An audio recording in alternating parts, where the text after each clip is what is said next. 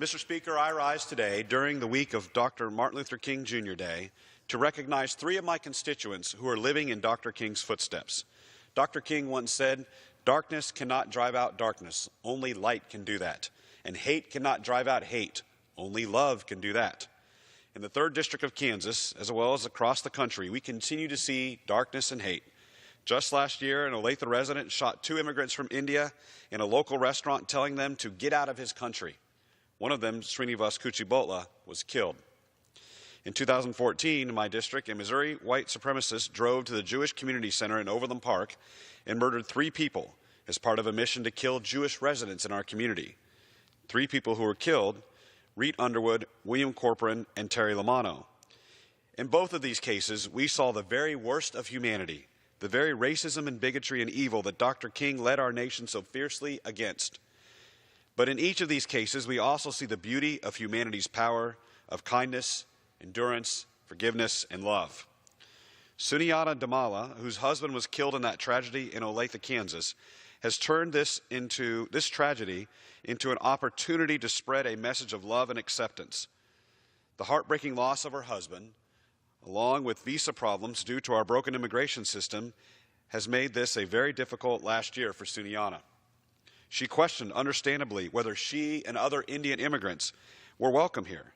However, our community rallied around her with unmistakable answer that yes, you are loved, you are part of our community, and you are welcome here. Now, Sunyata has become a leading voice against hatred. She's leading others in this effort to embrace diversity in race, culture, and religion. She's planning a peace walk later this year and has launched an initiative called Forever Welcome that promotes understanding and acceptance of immigrants. She is a living example of love standing up in the face of hatred. Another story is Mindy Corcoran, who lost both her father and son in that Jewish attack at the Jewish Community Center in 2014.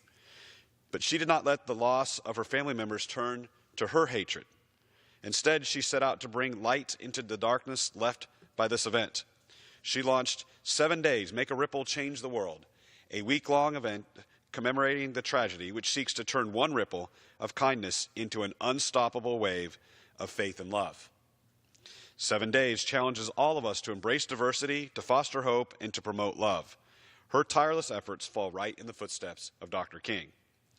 And just recently, I was moved by the story of Sonia Warshawski, who is being featured in a documentary called Big Sonia. As one of the last Holocaust survivors in my district, she is telling the story of the unspeakable tragedy she endured as a teenager at a concentration camp, being split from her father and brother and literally watching her mother being marched to her death in the gas chambers. Yet, here she is, preaching tolerance, kindness, and most of all, love for one another. Mindy, Sunyata, and Sonia are just 3 members of our community who are living out Dr. Martin Luther King Jr.'s legacy in their everyday lives. In each of their stories, extreme racism, bigotry was spread through its known weapons, fear and violence. And in each case, these women responded with courage, love, and kindness, just as Dr. King preached. These 3 women in my district are leading the way in the daily ongoing fight for justice, tolerance, and love. They are an example for all of us to follow as we work to make our community a better place. Mr. Speaker, let us continue to teach love. Let us continue to be the light that drives out the darkness. Let us move forward as a nation and as a people together, united, and we will one day